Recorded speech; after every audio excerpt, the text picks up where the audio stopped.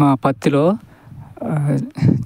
గడ్డి పడింది అనమాట. ఇది దున్నకుంటే అయిపోయింది. చేను బాగా హైట్ పెరిగింది కాబట్టి ఇది కలుపు తీయాలంటే ఎక్కువగా లేబర్ పట్టేటట్టుగా ఉన్నాడు. ఎందుకంటే చేను అంతటా ఉందన్నమాట.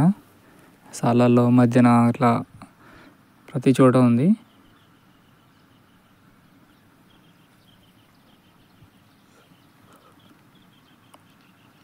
దున్నితేనేమో ఈ చెట్లు ఇరిగిపోయేటట్టు ఉన్నాయి.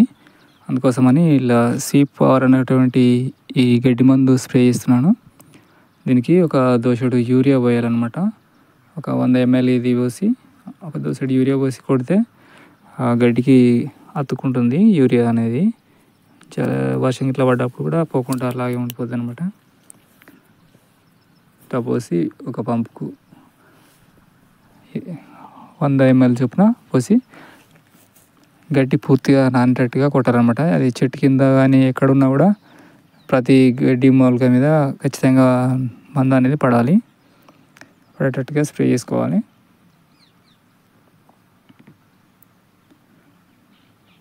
దీన్ని ఇదివరకు 2 సార్లు కలుపు తీపిచ్చామన్నమాట. తీపిస్తే లేబర్ కాస్ట్ ఎక్కువ అవుతుంది. అందుకోసమని ఇప్పుడు కలవాలంటే కలవలేక ఇట్లా మందు స్ప్రే చేస్తున్నాను. ఇవి చూడండి, సాళ్ళ మధ్యన అంతటి ఉంది గడ్డి. అంతా పెరిగిన తర్వాత తీసేయాలంటే ఎక్కువ డబ్బులు అవుతుంటాయి. ఇదివరకు ఒక సాళ్ళ దగ్గర ఉన్నది తీసేస్తేనే ఒకసారికి 12,000, ఒకసారికి 16,000 అయినాయి. ఇప్పుడు ఇది మొత్తం తీయాలంటే 20,000-30,000 అయినా కూడా కాదు.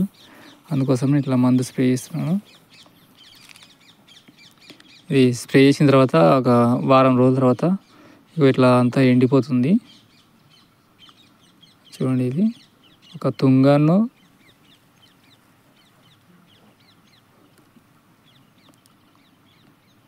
ఎన్నాద్రి అనేది కొంచెం పచ్చగా ఉన్నాయి. మిగతా అన్నీ పూర్తిగా ఎండిపోయినాయి. ఇట్లా మందు స్ప్రే చేయడం కొంచెం ఇబ్బందిగా ఉన్నా అది ఎండిపోద్ది, కానీ ఖర్చుతో అయిపోతుంది అన్నమాట.